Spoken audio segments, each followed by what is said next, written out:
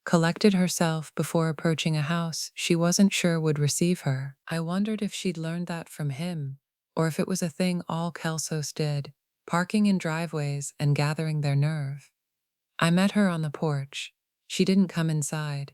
I didn't invite her. We stood with the railing between us and the valley below, bare-branched and gray, waiting for March to decide if it was done being winter. "I'm not the villain here," she said. "I know," I said. She looked at me the way she'd looked at me at the October meeting, assessing, reading, but something had changed in the calibration.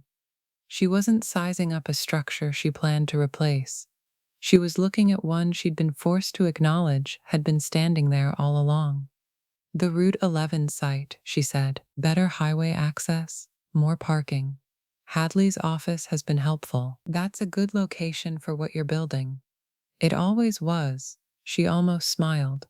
"I should have seen it first." I didn't say anything to that. There are moments where the kindest thing an architect can do is leave the space open and let the other person fill it with whatever they're able to carry. Meredith looked at the house, ran her eyes over the roofline, the porch beams, the window casings Earl and I had planed by hand over a 3-day weekend in 1993. I could see her reading it, not as an asset, not as a property, but as a structure that someone had built on purpose, with their hands, because they wanted to live inside what they made. "You and Earl built this?" she asked. "Every weekend for 3 years." She nodded. Something moved behind her expression, not warmth, not apology. Recognition, the same thing I'd seen in June's face at the hearing. One woman looking at what another woman had built and understanding, for the first time, that it was not a thing to be managed. It was a thing to be respected. "Wade told me about the covenants," she said. "All 12 of them. He said you never called it a strategy. I called it good design." She studied the porch railing, ran her thumb along the grain. "That's not how I was trained to think about buildings." "I know." She didn't apologize. I didn't need her to. We stood on the porch for another minute, not talking, watching the valley do nothing in particular. And then she got in her car and drove back down the ridge. I watched the taillights until they disappeared around the bend where the sycamores arch over the road. I went inside, made tea, sat in the kitchen, and listened to the house settle around me. Some things don't resolve, they just find a load they can bear. I measured flour for 30 people on the morning of April 5th, and my hands didn't shake, which told me something about the distance between October and now. The kitchen window was open for the first time since fall. Dogwoods had bloomed along the ridge 2 days earlier, white blossoms against the green, like someone had taken a paint roller to the tree line, which is exactly how it looked from the overlook if you squinted. The air coming in smelled like cut grass and the particular sweetness of Virginia in early spring, when the mountains decide they're done being gray and commit to it overnight. I cracked eggs into the bowl. Buttermilk, cornmeal, the good kind, stone ground from the mill in Swoop that Earl and I used to drive to on Saturday mornings when we had nothing better to do than drive somewhere for cornmeal. I'd made this recipe 1,000 times for Earl and me. Then for one, then for the dog and the silence and the habit of measuring for 2 because my hands wouldn't learn subtraction. This morning I was multiplying. 6 batches, 3 cast iron skillets in rotation because I only had 3 and wasn't about to buy more when rotation works fine if you understand thermal cycles, which I did. The cornbread came out golden and cracked on top, the way cornbread should, split along fault lines that aren't faults at all, but the natural result of something expanding under heat, which is how most good things in this world get made. I wrapped each pan in a clean dish towel, packed them into the truck bed alongside 5 gallons of exterior paint, warm yellow, the same shade the pantry had been since 2003, rollers, brushes, a case of painter's tape, and a thermos of coffee I didn't expect to drink because Calvin always had coffee and his was better than mine, though I'd never tell him that.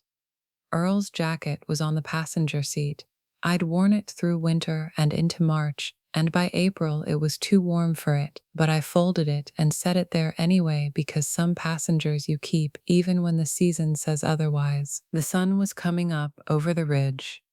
I stood at the truck door and looked east the way Earl used to, not for anything in particular, just for the fact of the light arriving, which is its own kind of architecture. He'd stand out at the overlook with his coffee and watch the valley fill up with morning like a basin filling with water, and he'd say nothing because nothing needed saying when the world was doing its job that well. I got in the truck and drove down to town. The pantry was already surrounded by people when I pulled up. Not hungry people, not this morning. People with paintbrushes. Calvin was at the front door, handing out rollers from a 5-gallon bucket, wearing his church polo shirt with a new stain on it from whatever he'd been organizing since dawn. Wade was there. He waved. June's 3 kids were there, the youngest already holding a brush that was taller than she was. I parked, lifted the first pan of cornbread from the truck bed. The building was waiting. It was good at that. The tiu athet arzi. Vasu dekatatatas esa asetekats desa asatatasasa. The paint went on the way good paint goes on old wood. Slowly filling the grain, finding every crack and line the weather had written over the past 22 years. I was cutting in along the window trim, the same windows Herschel had built to my specifications in 2003, the same ones he'd grumbled about and measured twice and gotten right. He was across the building now, pointing at his windows with the proprietary pride of a man who had kept poplar templates in his garage for 2 decades and finally understood why. Calvin had handed me a brush without a word, just a nod, the way he nodded at the start of a Tuesday night unload. Acknowledgement of a shared task. No ceremony needed. He was working the fascia boards with the steadiness of a man who'd spent 15 years doing practical things for practical reasons, and wasn't about to stop now because someone had decided his building was worth saving. Wade was painting the far wall. He'd recruited 2 of the pantry volunteers, and they were talking about something that made all 3 of them laugh. I couldn't hear what, but the sound traveled the way laughter does in open air. Lighter than it has any right to be. He had a streak of yellow paint on his forearm that he hadn't noticed. Earl used to get paint on the same spot, the same arm. Some things are inherited so precisely it makes you wonder if the blueprint was always there, waiting to be read. June's kids were helping. The youngest had more paint on her shirt than on the building, and her brother was trying to reach a spot 3 feet above his head, with a roller that kept dripping on his sneakers. June stood near the door watching them with the particular expression of a mother who is allowing a mess because the mess is the point. She saw me looking and raised a hand. I raised mine back. The lemonade was on the folding table by the entrance. Someone had brought sandwiches. Someone else had brought a portable speaker, playing something soft and country that I didn't recognize, but Earl would have. The dogwoods along 3rd Street were in full bloom, and the spring sun was warm on my forearms, and the cornbread was going fast, which is what cornbread does when you make enough for 30 and the 30 show up. I was working on the last window when she appeared beside me. The teenager couldn't have been more than 15. Borrowed t-shirt, someone's volunteer shirt, too big at the shoulders, paint already on the hem. She had a roller in her hand and was watching me cut in along the trim the way you watch someone speak a language you're trying to learn. "Did you design this?" she asked. I set the brush on the edge of the can, looked at the building, the warm yellow paint drying in the sun, the oversized windows catching the light the way I'd intended them to, letting it into a room that would fill up again on Tuesday evening with 400 families who needed what was inside. The brick was warm under my hand when I touched the wall, warm the way it had been warm in February. Warm the way things are warm when they've been holding people for a long time. I did, I said. A long time ago. She looked at me sideways, the way young people do when they suspect you're being difficult on purpose. It knows what it's for, I said. I picked the brush back up. She went back to her roller. The paint dried in the spring sun. Below us, the valley opened the way it has opened every morning since before there were buildings or covenants or town halls or any of the things we construct to hold what we cannot hold alone. Earl's overlook was up on the ridge behind me, the bench he'd built facing east, and I thought of the note Della had found in the filing. She builds buildings that keep their promises. And I thought of the windows, and the cornbread, and the 300 people who had stood up in a room too small to hold them, and I set the brush down. Not triumph, rest, the kind of rest that comes after 30 years of building things and discovering on a Saturday morning in April that they held. The paint was drying. The building was warm. The teenager dipped her roller and started on the next section, and I watched her work, and I thought, this is what I designed. Not the building, not the covenant, not even the windows. That was the architecture. End of scenes 1927, STO 002, What the Ground Remembers. Document version 1.0. Created March 18, 2026. Story engine V1. 9 author, scene writer, phase 6. Total words, scenes 1927. Approximately 5,900.